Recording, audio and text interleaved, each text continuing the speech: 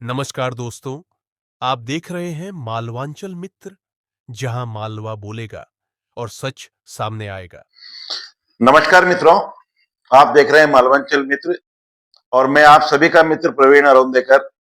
आज श्री राम हॉस्पिटल नीमच के प्रसिद्ध डॉक्टर कमलेश जी पाटीदार के पास आया हूं और हम जानेंगे दिल की बीमारियां कैसे होती है, उसके क्या कारण है, उसके क्या सामान्य निदान है और डॉक्टर साहब के व्यक्तिगत अनुभव, उनसे हम जानेंगे कि आम आदमी इन बीमारियों से कैसे बच सकता है और एक युवा चिकित्सक समाज को संदेश देने का क्या प्रयत्न कर सकते हैं।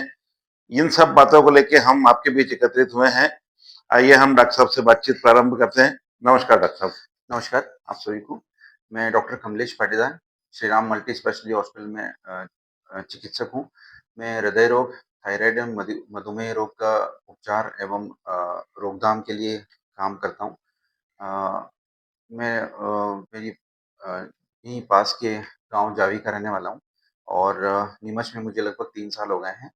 मैंने अपना एमबीबीएस जबलपुर एवं एमडी की पढ़ाई इंदौर से करी और उसके बाद 3 साल से यहाँ पे कार्यरत हूँ। जी, डॉक्टर साहब बहुत अच्छा, आपने बहुत सामान्य रूप से परिचय दिया और हमारे लिए तो ये गर्व का विषय भी है जी। कि आप नीमच जिले के इतने अच्छे गांव जावी से यहाँ आए हैं और आपने नीमच में एक बहुत अच्छा मुकाम हासिल किया है।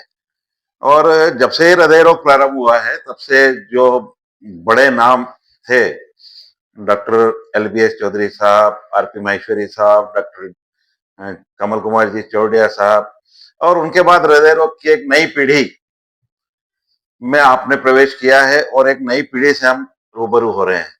तो डॉक्टर साहब, हम आपसे ये जानना चाहेंगे कि आपको ये क्षेत्र कब कैसे लगा कि हमें इस क्षेत्र में कार्य करना चाहिए? अ, मैं जब मेरी एमडी की पढ़ाई पास करके निकला था वहाँ से, तब मुझे लगा था कि अपने नीमच में अपोलो हॉस्पिटल में था, वहाँ पे मैं कार्डियक यूनिटी देखता था। तो मुझे लगा कि अपने जिले वासियों के लिए, अपने गाँव के लिए, अपने लोगों को ज़्यादा ज़रूरत है, तो मैं वहाँ से फिर यहाँ शिफ्ट होने का मैंने सोचा और वो सही भी था। जितना भी अपन जो हार्ट का जो उपचार है, वो अगर ब पहले ऐसा होता था कि कुछ होता था तो प्राइमरी केयर के लिए भी अपने को उदयपुर कहीं शिफ्ट होना पड़ता था, समय की देरी के कारण मरीज को नुकसान होने का खतरा था। अब मेरी ये कोशिश है कि मरीज को जो प्राथमिक चिकित्सा है, समय पे मिल जाए और उसकी जान बचाई जा सके। ये लक्ष्य के साथ मैंने यहाँ नीमच शिफ्ट होने का सोचा। अभी नीमच आने के बाद आपको कैसा अनुभव हो रहा है? मतलब नीमच का अनुभव कैसा है आपको चिकित्सा के क्षेत्र में? बहुत अपनों के साथ बहुत अच्छा लगता है, लोग बहुत अच्छे से मतलब अपनत्व दिखाते हैं और ऐसा लगा भी जब मरीज ठीक होके जाता है, उनके मिलने वाले बोलते हैं कि सर सब अच्छा लगा। मतलब कुल मिला के अपने लोगों के बीच में जो उनकी सेवा करके जो सुकून मिलता है, उसकी बात अलग है।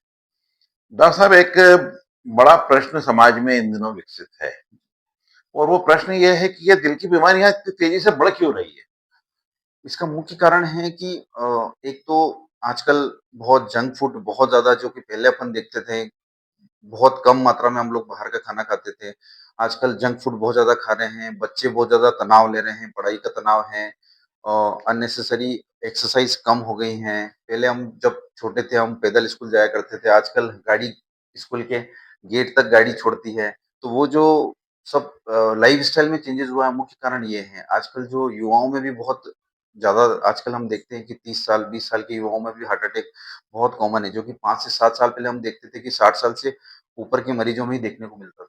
तो ये मुख्य कारण है कि तनाव बहुत ज़्यादा बढ़ गया है, पढ़ाई का तनाव है, हर चीज़ का तनाव है, नींद कम हो रही है, मोबाइल बहुत ज़्यादा यूज़ कर रहे हैं, जंक फूड बहुत ज़्यादा खा रहे हैं, ये मुख्य कारण अभी बढ़ गया है। तो आपने युवाओं के लिए एक मार्ग प्रदान किया है कि हम हृदय रोग से बचने का, कम से कम युवाओं को हृदय रोग से बचने के लिए उनकी लाइफस्टाइल ऐसे ऐसा बड़ा रीजन मानते हैं आप। हाँ, बहुत और शिक्षा का तनाव माता पिता को भी होता है और शिक्षा का तनाव बच्चों को भी होता है। तो उनको उस मानसिक तनाव से बचने का क्या उपाय बताएंगे आप? अ, मैं यही बोलना चाहूँगा कि बहुत ज़्यादा अननेसेसरी पेरेंट्स भी बच्चों को प्रेशर ना करें और बच्चे जो हैं वो भी उतना स्ट्रेस नहीं रहे। फ्री माइंड से जितना आप पढ़ाई करेंगे उतना ज़्यादा अच्छा होगा। अननेसेसरी बच्चों पेरेंट्स का दबाव भी बहुत सारा इतना रहता है कि बच्चा उसको झेल नहीं पाता है। उसको फ्री माइंड से उसकी बात को समझे कि वो क्या चाहता है, किस फील्ड में जाना चाहता है। ज़रूरी नहीं हर बच्चा डॉक्टर बने, हर बच्चा इंजीनियर बने। उसका इंटरेस्ट जो है अगर वो उसको आप जितना छूट देंगे, कि चाहे वो 4 घंटे की पढ़ाई कर रहा है, 5 घंटे की पढ़ाई कर रहा है, उसके लिए सफिशिएंट रहता है। डॉक्टर साहब, हार्ट अटैक जो आता है उसके प्रारंभिक लक्षण क्या है? अ दिल का जो हृदयघात जब होता है तो मुख्य लक्षण जो कि 70% मरीजों में देखने को मिलता है, उसमें दाहिने हाथ अपने बाईं तरफ सीने में दर्द होता है, जो कि यहाँ कलाई से होके नीचे तक फैलता है। जबड़े में दर्द हो सकता है, पसीना हो सकता है, घबराहट हो सकता है। ये 70% मरीजों में देखने को मिलता है। लेकिन आजकल हम देखते हैं कि कुछ 30 से 40% मरीज ऐसे रहते हैं जिनको दाहिने हाथ में भी दर्द होता है। केवल ऐसा लगता है घबराहट आना, चक्कर आना, उल्टी आना, मूर्छित होके गिर जाना, ये सब भी हार्ट अटैक के लक्षण हो सकते हैं। तो इन बातों का विशेष ध्यान रखें कि कोई भी डिस्कम्फर्ट जो कि दाढ़ी से लेके नीचे नाभि तक इस एरिया में जिसको भी महसूस होता है, चाहे वो दर्द हो या जलन हो या अनकम्फर्ट महसूस हो, तो तुरंत अपने नज़दीकी अस्पताल जाएँ और अपना ईसीजी कराएँ। डॉक्टर साहब, प्रारंभिक 10 मिनट में घर पे क्या उपचार हो सकते हैं इस संदर्भ में? जब भी इसे महसूस होता है कि अपने को बहुत तेज दर्द हुआ है, पसीने के साथ दर्द है या घबराहट के साथ दर्द हुआ है, तो तुरंत आप अस्पताल पहुँचे। नज़दीकी अस्पताल जो भी हो, तुरंत अपना अस्पताल पहुँचे और अपना ईसीजी कराएँ। एक बात डॉक्टर साहब, थोड़ा-सा लिख के ऐड से पूछ रहा हूँ मैं, जी। कि जनरली देखा गया है कि सुबह 4 बजे, 5 बजे ये समय भी कुछ इसका कारक है क्या? जी, बिल्कुल हैं। अ, अधिकतर ऐसा देखा जाता है कि जो हृदयघात या हार्ट अटैक जो हैं वो और जो स्ट्रोक हैं, वो ठंड के दिनों में बहुत ज़्यादा देखने को मिलता है। क्योंकि ठंड के कारण जो अपनी मांसपेशियाँ हैं वो सिकुड़ जाती हैं, तो अधिकतर जो देखने को मिलता है सुबह 4-5 बजे के आस-पास जब ठंड का मौसम रहता है, बहुत ठंडा माहौल रहता है, तब ज़्यादा हृदयघात देखने को मिलता है। तो ठंड में भी विशेषकर ध्यान रखें कि बहुत ठंड में बाहर ना निकलें। जो बुजुर्ग हैं, 60-70 साल से उम्र के ज़्यादा हैं, वो अगर वॉक करने निकलें तो जब धूप आ जाए तब वॉक करने निकलें। ठंड के कारण ट्रिगर हो जाता है हार्ट अटैक और उसकी संभावना बढ़ जाती है। डॉक्टर साहब, ऐसा कोई उदाहरण बताइए कि आपको सुबह 4 बजे किसी ने उठाया हो, ऐसा कोई पेशेंट अचानक आ गया हो और आप भी शॉक्ड रह गए हो कि ये इतनी कम उम्र या ऐसी परिस्थितियाँ, ऐसे अनुभव तो आपको बहुत सारे आए होंगे। बहुत सारी बार हुआ है।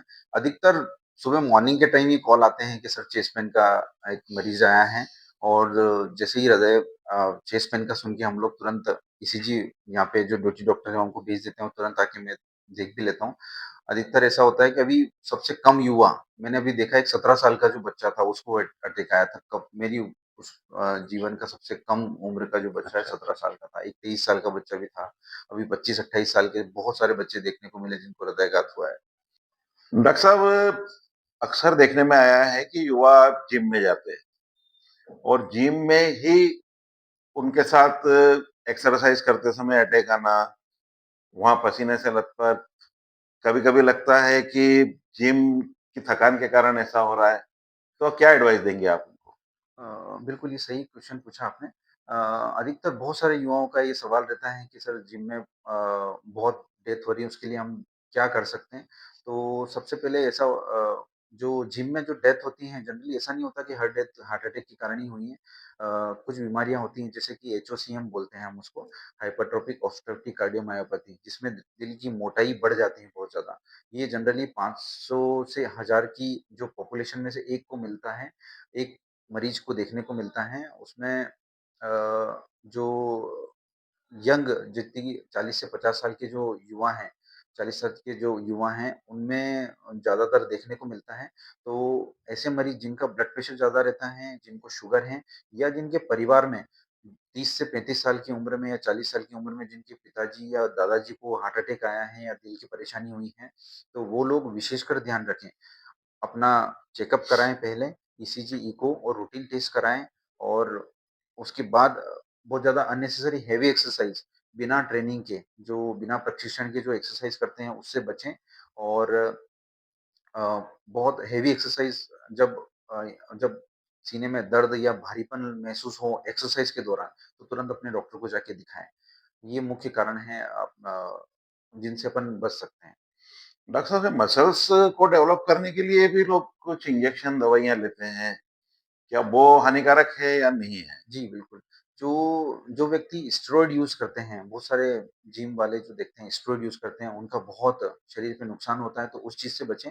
नेचुरल प्रोटीन जो पनीर हैं या नेचुरल प्रोटीन्स हैं वो लें और जो ड्रग्स हैं या अननेसेसरी दवाइयाँ वो लेने से बचें। डॉक्टर साहब ये मार्केट का जो घी आ रहा है, ये घी भी नुकसान दे रहा है क्या? मतलब जी, बिल्कुल, अगर बहुत ज़्यादा मात्रा में जो अगर आप घी या ऑयल अगर यूज़ करेंगे तो वो नुकसानदायक है। कोई भी महँगा तेल यूज़ करने की ज़रूरत नहीं है, महँगा घी यूज़ करने की ज़रूरत नहीं है। नॉर्मल जो ऑयल होता है, सनफ्लावर या सफोला जो हैं, वो अपन घर में यूज़ कर सकते हैं। थोड़ा-सा मतलब हम डराने के लिए ये सब बातें नहीं कर रहे हैं, पर इसको प्रिकॉशनरी युवाओं को एक्सरसाइज़ वगैरह की भी कुछ सुझाव देंगे क्या आप? जी, बिल्कुल। अधिकतर हम देखते हैं कि जो युवा हैं, जिम में बहुत सारी हेवी एक्सरसाइज़ करते हैं और बिना प्रशिक्षण के एक्सरसाइज़ करते हैं। तो विशेषकर वो लोग ध्यान रखें कि आप जिम करने की कोई बुराई नहीं है, आप कर सकते हैं। लेकिन एक तो ट्रेनर रहे साथ में या फिर बहुत ज़्यादा हेवी एक्सरसाइज़ ना करें। अपना रूटीन चेकअप करवा के फिर आप एक्सरसाइज़ करें और अननेसेसरी स्टेरॉइड यूज़ और हेवी एक्सरसाइज़ से बचें। डॉक्टर साहब सीने में दर्द क्या हर दर्द को अटैक ही मान लें हम? नहीं, नहीं, ऐसा बिल्कुल नहीं है। अधिकतर हम देखते भी हैं, बहुत सारे मरीज़ आते हैं कि सर हमको ऐसा चीज़ सीने में दर्द हो रहा है, कहीं अटैक तो नहीं आ गया है? जी। और ख़ासकर ये कोविड के बाद लोगों में बहुत भ्रामिकता है कि नहीं हमको अटैक आ जाएगा, तो डरने की ज़रूरत नहीं है। लेकिन अपन सजग रहें एक्टिव रहें कि कहीं सीने का दर्द अटैक तो नहीं है। अधिकतर ऐसा देखने को मिलता है कि बाईं तरफ सीने का दर्द है और साथ में घबराहट पसीना हो रहा है। अगर जैसे ऐसा लगता है जिस किसी ने अपने ऊपर पत्थर रख दिया हो, वैसा दर्द महसूस हो, तो तुरंत अपने नज़दीकी अस्पताल जाएँ, अपना ईसीजी कराएँ। कुछ ऐसे रूटीन जाँच होती हैं, कुछ बहुत बड़ी जाँच नहीं होती, बहुत महँगी जाँच नहीं होती है, तो अपने अस्पताल जाके डॉक्टर को ज़रूर दिखाएँ। खासकर वो मरीज़ जिनके या तो पापा-मम्मी को हार्ट की या ब्लड प्रेशर की या शुगर की परेशानी है या जिनके भाई या परिवार में किसी को कम उम्र में हार्ट अटैक आए हैं, तो वो मरीज़ विशेष ध्यान रखें। जिनका ब्लड प्रेशर बढ़ा हुआ रहता है या शुगर बढ़ी हुई रहती है या कोलेस्ट्रॉल जिनका कंट्रोल नहीं रहता है, ऐसे मरीज़ जिनको सीने में दर्द होता है, तो वो विशेषकर ध्यान रखें। डॉक्टर साहब कुछ लोग ऐसा अनुमान लगा लेते हैं कि किसी भी दर्द को लोग गैस, एसिडिटी इन चीज़ों से जोड़ के बहुत एक्सपेरिमेंट घर पे भी करते हैं। जी, और आपने देखा होगा कि कई बार वो एक्सपेरिमेंट के बाद बहुत केस को बिगाड़ के और बिल्कुल अंतिम समय में वो अस्पताल पहुँचते हैं और फिर जो उसका परिणाम है, जी, वो हॉस्पिटल को भुगतना पड़ता है कि मैं लाया हॉस्पिटल में और कोई परिणाम नहीं निकला। बिल्कुल ऐसा होता है। मैंने जैसा कि बताया कि ऐसे मरीज़ जो हाई रिस्क वाले हैं, हाई रिस्क मतलब कि जिनको परिवार में हार्ट अटैक की संभावना है, जिनको ब्लड प्रेशर है, शुगर है, ये लोग विशेषकर ध्यान रखें कि कोई भी दर्द जो बाईं तरफ रहता है, पसीने घबराहट के साथ आता है, तो उसको लाइटली ना लें। गैस का दर्द जनरली इस वाले एरिया में रहता है, बीच में जलन महसूस होगा और पॉइंट वाला दर्द रहेगा, यहाँ पे दर्द रहेगा वो। और इस साइड नीचे की तरफ दर्द है, तो वो जनरली हार्ट अटैक का दर्द नहीं होता है। तो जो न जिनको कोई परेशानी नहीं है, जिनका ब्लड प्रेशर, शुगर कंट्रोल रहता है, तो वो घबराएँ नहीं। अपन रूटीन जाके अपना ईसीजी करा लें और जो मरीज़ जिनको महसूस हो रहा है, तो तुरंत आप 2 घंटे के अंदर गोल्डन टाइम हम लोग बोलते हैं। अगर आप सीने में दर्द हुआ और 2 घंटे के अंदर पहुँच जाते हैं, तो हम जो हार्ट अटैक के कारण जो नुकसान होता है, उसको बचा सकते हैं। जो मांसपेशी का नुकसान होता है, जो मसल डैमेज होता है, उसको हम बचा सकते हैं। तो 2 घंटे के अंदर अस्पताल पहुँचे और अपना ईसीजी कराएँ। अगर चेस्ट पेन होने के बाद अगर ज़्यादा देरी होती है, 3 से 4 घंटे निकल जाते हैं या ज़्यादा देरी होती है, तो उसमें मृत्यु की संभावना बहुत ज़्यादा बढ़ जाती है। और अगर मृत्यु ना भी हो, तो भी जो मसल डैमेज होता है अ, उसकी संभावना बहुत ज़्यादा बढ़ जाती है। बहुत सारे अगर हम कुछ उसके उपचार उसके बाद हो भी जाता है, तो जो मरीज़ को नुकसान होता है, जीवन भर साँस फूलना, बहुत सारी दवाइयाँ लेना, ये सब नुकसान भुगतना पड़ सकते हैं। इसलिए समय से 2 से 3 घंटे के अंदर नज़दीकी अस्पताल पहुँचे और अपना ईसीजी कराएँ। डॉक्टर साहब आप एक्सरसाइज़ जैसे अब जिम की एक्सरसाइज़ तो युवाओं का प्रश्न हो गया। जी। और जो सीनियर सिटीज़न कहना चाहिए या सामान्य रूप से जो 40, 45, 50 की उम्र के जो लोग हैं, उनको किस एक्सरसाइज़ की एडवाइस देंगे आप? जो जो व्यक्ति जो बुजुर्ग हैं या जो बहुत ज़्यादा हेवी एक्सरसाइज़ नहीं कर पाते हैं, वो अपना रूटीन 30 मिनट हफ्ते में एक मतलब दिन में 30 मिनट आप नॉर्मल वॉक कर सकते हैं। योग प्राणायाम बहुत अच्छा है, उससे थोड़ा स्ट्रेस भी कम होता है, पॉजिटिव एनर्जी बढ़ती है, तो सुबह के टाइम आप योग प्राणायाम कर सकते हैं। योग प्राणायाम में भी उनके लेवल का जो पॉसिबल है उतना ही करना जी, चाहिए। बिल्कुल, बिल्कुल। बहुत ज़्यादा एक्सर्शन ना हो, कोई भी ऐसा नहीं हो कि शरीर बिल्कुल थक जाए, ऐसी एक्सरसाइज़ ना करें। नॉर्मल वॉक कर सकते हैं, योग प्राणायाम जो उम्र के हिसाब से पॉसिबल है वो करना चाहिए। डॉक्टर साहब एक चीज अभी देखने में आई है, अभी आपने थोड़ी देर पहले जंक फूड वाली बात कही थी। अ, परिवार में क्या जैसे अब पिज्जा और जंक फूड के बहुत सारे तरीके हैं, मतलब वो खाने में युवाओं के साथ साथ बुजुर्गों को भी लगता है कि चलो इस उम्र में हमें मिल रहा है तो हमें हमें इन चीजों का उपयोग करना चाहिए। पर क्या उसका लिमिट में खाना ठीक है या क्या, मतलब उसके बारे में क्या एडवाइस जी, देंगे आप? बिल्कुल। उम्र के साथ भी जैसे बुज़ुर्ग रहते हैं तो उनका भी टेस्ट बड्स जो रहते हैं अपन स्वाद कली खाएँ। जी। बहुत सारी बार उनका इच्छा होता है कि नहीं हम भी थोड़ा तला-गला खाएँ ऐसा। तो हफ्ते में 1 बार मतलब घर का बना तला-गला ले सकते हैं और बाहर का जंक फूड जनरली अवॉइड करें। अपन घर पे बना हुआ वो खा सकते हैं। हफ्ते में 1 बार यूज़ कर सकते मतलब हैं। कचौरी समोसे से तो जनरली बचना ही हाँ, चाहिए। बचना चाहिए बिल्कुल। चाय के बारे में आपका क्या कहना है? लोगों का चाय का बहुत शौक रहता है। चाय में कैफ़ीन होता है, जो कि हार्ट की एक्टिविटी को बढ़ा देता है। तो ऐसे व्यक्ति जिनको हार्ट की परेशानी है, जिनका ब्लड प्रेशर हाई रहता है, वो लोग अवॉइड करें। अन्यथा ले सकते हैं। कम मात्रा में कम चीनी वाली चाय ले सकते हैं अपन, एक बार में। डॉक्टर साहब थोड़ा-सा ग्रामीण क्षेत्र पे, आप चूँकि ग्रामीण क्षेत्र से लिंक भी करते हैं। ग्रामीण क्षेत्र में महिलाओं को देखा मैंने, वो अपनी केयर कम करती है। जी। उनको क्या कहेंगे आप? अ, जनरली ऐसा देखा जाता है कि जो हृदयघात का जो प्रतिशत बोलते हैं हम लोग, वो पुरुषों में ज़्यादा मिलता है। ऐसा है कि 100 मरीज़ों में से अगर माने तो 70 मरीज़ों को जो हैं वो पुरुष होंगे और 30% जो है महिलाएँ होंगी। ये एक जो अपना माहवारी के वक़्त से पहले महिलाओं में जो एक एस्ट्रोजन हार्मोन्स रहता है, वो हार्ट अटैक से बचाता है। तो जनरली ऐसा होता है कि 50 से 60 साल की महिलाओं को हृदयाघात कम होता है, लेकिन उसके बाद जो है हृदयाघात की संभावना पुरुषों से महिलाओं में बहुत तेज़ी से बढ़ जाती है। तो महिलाएँ विशेषकर ध्यान रखें कि जब मेनोपॉज़ अपना जब माहवारी बंद हो जाती है, उसके बाद अपना रूटीन चेकअप अवश्य कराएँ। किसी प्रकार का सीने में दर्द हो तो उसको लाइटली ना लें और अच्छा खाना खाएँ और रूटीन अपना चेकअप कराएँ। माहवारी के बाद की उनकी समस्याओं में बदलाव आता है, मतलब जी, शारीरिक परिस्थितियों में जी। बदलाव आता है। और युवाओं को भी इन दिनों में वजन की समस्या भी बहुत ज़्यादा है। उन्हें क्या एडवाइस देंगे आप? अ, ये बहुत मुख्य कारण है कि जो हार्ट अटैक के अगर मुख्य कारण अपन माने, तो सबसे पहला कारण उसमें मोटापा है। दूसरा फिर अपना मोटापे के कारण अपना कोलेस्ट्रॉल, लिपिड सब रिपोर्ट्स गड़बड़ होती हैं, हाई ब्लड प्रेशर की संभावना रहती है और अपना शुगर होने का चांसेस भी रहता है। जिसको पेट जिसका बहुत ज़्यादा बड़ा रहता है, जिसको सेंट्रल ओबेसिटी हम बोलते हैं, उन युवाओं में आगे जाके शुगर होने के चांसेस बहुत ज़्यादा रहते हैं। तो आप समय से ही शुगर का उपयोग कम करें, रेगुलर एक्सरसाइज करें। ऐसा नहीं होता है कि जनरली अपना अगर इंसान पतला है तो उसको शुगर होने का या हार्ट अटैक की संभावना नहीं होगी। तो जो इंसान जो पतले हैं, जिनका वेट कम है, वो भी रेगुलर एक्सरसाइज करें और अपना वेट हमेशा बीएमआई होता है, बॉडी मास इंडेक्स, उसको लिमिट में रखें और रेगुलर एक्सरसाइज करें। डॉक्टर साहब ये जो स्ट्रेस तो एक सामान्य बात हो गई, मतलब इतनी सामान्य हो गई कि आदमी छोटे-छोटे चीज़ों में गुस्सा कर रहा है। जी, और महत्वाकांक्षाएँ भी उसके पीछे एक कारण है, एक दूसरे को देख के जो होड़ लग रही है, ये भी उसके पीछे एक कारण है। तो हम चूँकि मनोवैज्ञानिक बात तो नहीं कर रहे हैं, पर फिर भी हम इस मनोवैज्ञानिक बात को सामाजिक तौर पे और सामाजिक तौर से व्यक्तिगत स्वास्थ्य के तौर पे कैसे जोड़ सकते हैं? जो आजकल तनाव युवा इस बात का तनाव ले रहे हैं कि हम आगे जाके क्या पढ़ाई कर पाएँगे, हमारी जॉब लगेगी कि नहीं लगेगी। बुजुर्ग ये तनाव ले रहे हैं कि हमारे बच्चे हमको सँभालेंगे कि नहीं सँभालेंगे। आजकल ये जो 8-10 साल की जो पीरियड्स में ये सब तनाव का हर चाहे वो बुजुर्ग हो, युवा हो, बच्चे हों, सब में स्कूल में बच्चों में ये तनाव है कि हम होमवर्क प्रॉपर कर नहीं पाए, मैडम हमको क्या बोलेगी? तो इस चीज़ से थोड़ा-सा ना बाहर आना पड़ेगा अपने को। बच्चा खुल के माइंड के पढ़ाई करे, होमवर्क समय पे करे, मम्मी उसको डाँट के नहीं, उसको समझा के कि बेटा आप समझ के होमवर्क करोगे तो अच्छा बड़ा अच्छी जॉब लगेगी, अच्छा काम कर पाओगे, हर क्षेत्र में आगे बढ़ पाओगे, ऐसे समझा के करें। उन पे अननेसेसरी तनाव नहीं डालें। युवा भी पढ़ाई का अननेसेसरी तनाव नहीं लें, हाँ, मेहनत करें और फ्यूचर का सोच के कि हम अगर अच्छा इंसान बनेंगे तो समाज की सेवा कर पाएँगे, ये सोच के अगर मेहनत करेंगे तो तनाव भी कम होगा। समय से 7 से 8 घंटे की नींद लें, व्यसनों से दूर रहें।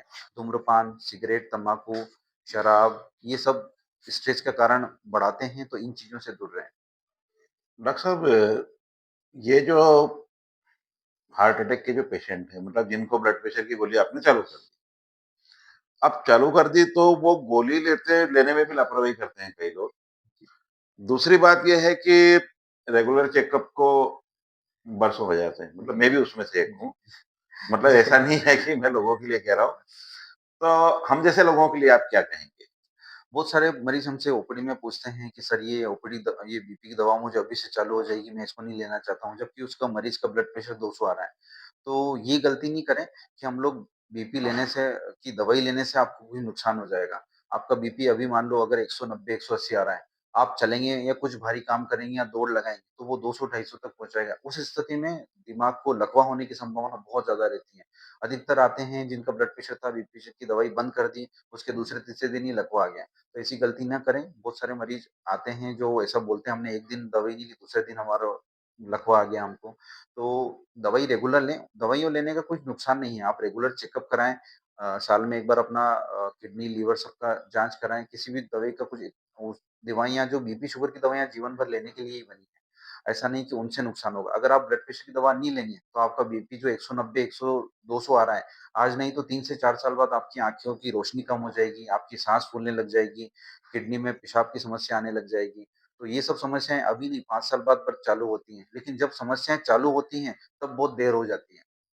तो जब समस्या है उसके पहले ही आप अगर दवा चालू कर दें, तो उससे नुकसान से अपन बच सकते हैं।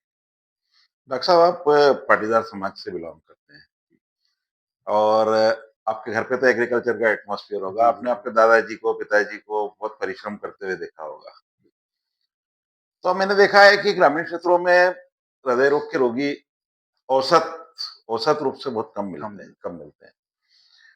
तो मेहनत कश होना व्यक्ति के लिए लाभदायी है क्या? जी, बिल्कुल है। गाँव का ऐसा मैंने तो खुद मैं गाँव में भी रहा हूँ, तो मैंने ऐसा माहौल देखा है कि गाँव का जीवन बहुत ऐसा स्लो चलता है कंपैरेटिवली सिटी के मुकाबले। जी, ऐसा देखा है कि जो शहर का व्यक्ति है, बहुत ज़्यादा तनाव में रहता है, हर चीज़ की जल्दी रहती है। गाँव वाले ऐसा रहता है कि बहुत ज़्यादा अननेसेसरी तनाव नहीं लेते हैं, समय से सोना, 5-6 बजे उठना, अपना काम रूटीन करना, पैदल खेत पे जाना, तो ये सब जंक फूड खाते नहीं हैं। मतलब गाँव में आजकल जी, अवेलेबल जी, भी नहीं जी। है, हाँ, हाँ। तो इसलिए अभी उस चीज़ से दूरी है। ये एक मुख्य कारण है कि जो गाँव के व्यक्ति हैं, उनमें हार्ट अटैक देखने को कम मिलता है और मेन कारण ये है कि जब सुबह अपना काम पे निकल जाते हैं, रेगुलर अपना वो रहता है, समय से सो जाते हैं, तो इसलिए तनाव और जो शारीरिक व्यायाम है, ये मुख्य कारण हैं। एक छोटा-सा लीक से हट के प्रश्न है, ये मेरे अभी विचार में आया कि आप एग्रीकल्चर के फील्ड को भी आपने बहुत नज़दीक से देखा है। जैविक कृषि की कितनी आवश्यकता है समाज को? अ, ये अच्छी चीज़ है। इसमें बहुत सारा जो ऑब्वियसली बात है जो इंसेक्टिसाइड जितना कम यूज़ करेंगे अपन जो दवाइयाँ जितनी कम यूज़ करेंगे उतना फ़ायदा होगा। ये कहीं न कहीं आगे जाके शरीर को नुकसान करती है। पहले तो ऐसा माना जाता था कि हार्ट अटैक सिर्फ़ मोटे लोगों में आता है, एक मिथक यही था। जी, अब वो मिथक तो लगभग टूट ही गई है, जी। क्योंकि जब 15-17 साल तक हार्ट की बीमारियाँ आ गई, तो निश्चित तौर पे परिस्थितियाँ बदल गई है। अब इन बदली हुई परिस्थितियों में आप दुबले लोगों से क्या कहेंगे कि वो हार्ट के पेशेंट नहीं है, ये मान के चलें या उनको भी रेगुलर चेकअप कराना ही चाहिए? अ, ऐसा जनरली ऐसा देखने को मिलता है कि जो पतले हैं, जिनका वेट कम है, जिनका जो दुबले-पतले हैं, उनमें निश्चित ही हार्ट अटैक की संभावना कम रहती है, पर ऐसा नहीं कि उनको हार्ट अटैक नहीं आएगा। ऐसे व्यक्ति जिनके परिवार में जो दुबले-पतले हैं, लेकिन जिनके परिवार में माता-पिता को कम उम्र में अटैक आया है, जिनके दादाजी को कम उम्र में अटैक आया है या जिनके कोई भाई-बहन में अटैक आया है, वो विशेषकर ध्यान रखें और जिनका चाहे दुबले-पतले हों, उनका ब्लड प्रेशर अगर हाई रहता है, शुगर हाई रहता है, तो उनमें जो हार्ट अटैक की संभावना बढ़ जाती है। डॉक्टर साहब, ये पहले तो डिस्प्रिन चला करती थी पानी में घोल के और जी, लेके जी। काम खत्म। जी। ये एस्प्रिन जो कंटेंट है, क्या ये रोज लेना लाभदायी है क्या? नहीं, बिल्कुल नहीं, ऐसा नहीं करना चाहिए। एस्पिरिन क्या खून पतला करने वाली दवाई है। अगर आप इसको जनरली बिना डॉक्टर के प्रिस्क्रिप्शन के, जिनको आपको अपने को हार्ट की परेशानी नहीं है, अगर आप ऐसे लेना चालू कर देंगे तो इसमें क्या खून पतला करने की क्षमता बहुत रहती है। इसमें बहुत सारी बार ऐसा रहता है कि जो दिल के मतलब अपनी आँतों के छाले हैं, उनमें बहुत सारी बार ब्लीडिंग स्टार्ट हो जाती है। तो बिना डॉक्टर की सलाह के इसको स्टार्ट ना करें। डॉक्टर साहब एक अ, ये जो गोलियां हैं मतलब सेक्स रिलेटेड ये भी जी, मार्केट में जी, आजकल जी, बहुत बहुत मिल रही बहुत है ज़्यादा। और जनरली ये देखने में आया है कि एक एज के बाद में उन सब चीजों का उपयोग व्यक्ति शुरू करता है जी। तो उसके बहुत नुकसान है क्या? ये जो जितनी भी दवाइयाँ आती हैं ये हृदय के लिए बहुत हानिकारक है। तो बी ऐसे मरीज़ जिनको हृदय की परेशानी है, जिनका ब्लड प्रेशर ज़्यादा रहता है, तो वो व्यक्ति बिना डॉक्टर की सलाह के इनको बिल्कुल ना लें। ये दिल की क्षमता को बहुत ज़्यादा बढ़ा देता है और हृदयाघात की संभावना बहुत ज़्यादा बढ़ जाती है। तो जी। बिना डॉक्टर की परामर्श के नहीं लेना चाहिए। डॉक्टर साहब एक दो प्रश्न आपसे मतलब आपके व्यक्तिगत जीवन पे पूछता हूँ। मैं जब भी हॉस्पिटल में आया यहाँ भीड़ लगी हुई मिलती है बाहर, पर जब भी कभी अंदर आया तो आपके चेहरे पे हमेशा मुस्कान देखी। तो जनरली आप इस स्ट्रेस को अपने ऊपर नहीं लेते हैं क्या? अ, नहीं लेना चाहिए क्योंकि जो एक तरह से मैं बोलूँगा सुख मिलता है या जो खुशी मिलती है, वो मरीज़ की मुस्कुराहट से मिलती है। मरीज़ परेशान आता है, सर हमको ये हो रहा है, अटैक नहीं आ जाए या मेरी बीपी इतना हाई रहता है, मेरी शुगर हाई रहती है, तो मैं उसको मुस्कुरा के ही जवाब देता हूँ कि आप अपनी दवाइयाँ लो, बाकी सब मुझ पे छोड़ दो आप अच्छा, और अपना खान-पान अच्छा रखो, रेगुलर एक्सरसाइज़ करो। दिल की बीमारियां महंगी है क्या? बहुत अगर दिल की बीमारी अगर समय पे उपचार नहीं हो तो बहुत महँगी है। अगर आप समय रहते अपना रूटीन चेकअप करा लेते हैं तो अ, हो सकता है कि आप हार्ट अटैक से बच जाएँ, बाईपास सर्जरी से बच जाएँ, स्टेंट डालने से बच जाएँ।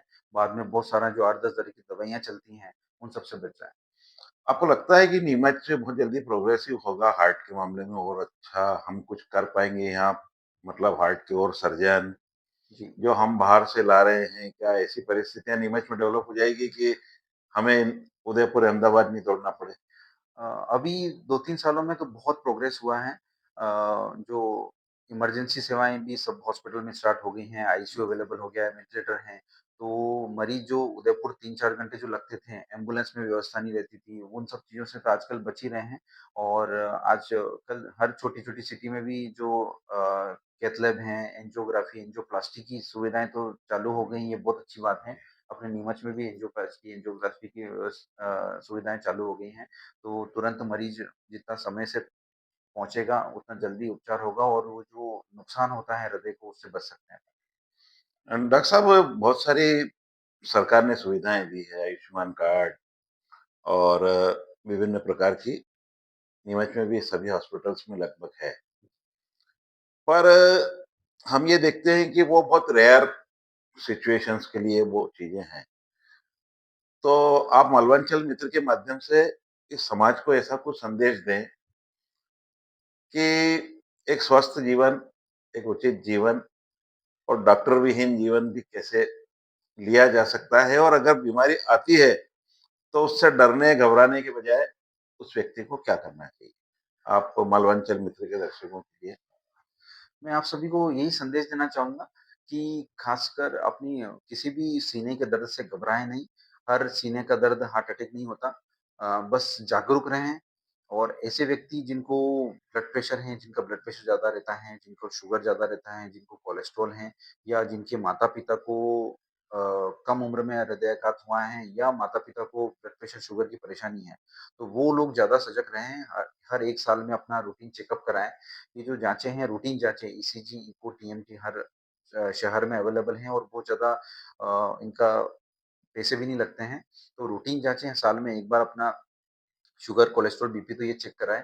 ईसीजी, इको ज़रूरत पड़ने पर कराते रहें ताकि जो बाद में इससे नुकसान होने वाला है, उन नुकसान से अपन बच सकें।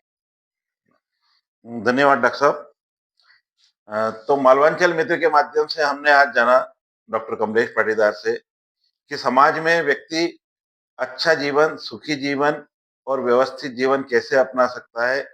एक स्वस्थ शरीर में एक स्वस्थ व्यक्तित्व वास करता है और चूँकि हम सभी अच्छा जीवन जिएँ, इसके लिए डॉक्टर साहब यहाँ अपनी सेवाएँ दे रहे हैं और उनकी सेवाओं से प्रभावित ये संपूर्ण क्षेत्र है। डॉक्टर साहब, मैं मालवांचल मित्र के आप माध्यम से आपको बहुत-बहुत धन्यवाद देता हूँ। धन्यवाद। बहुत-बहुत धन्यवाद। नमस्कार।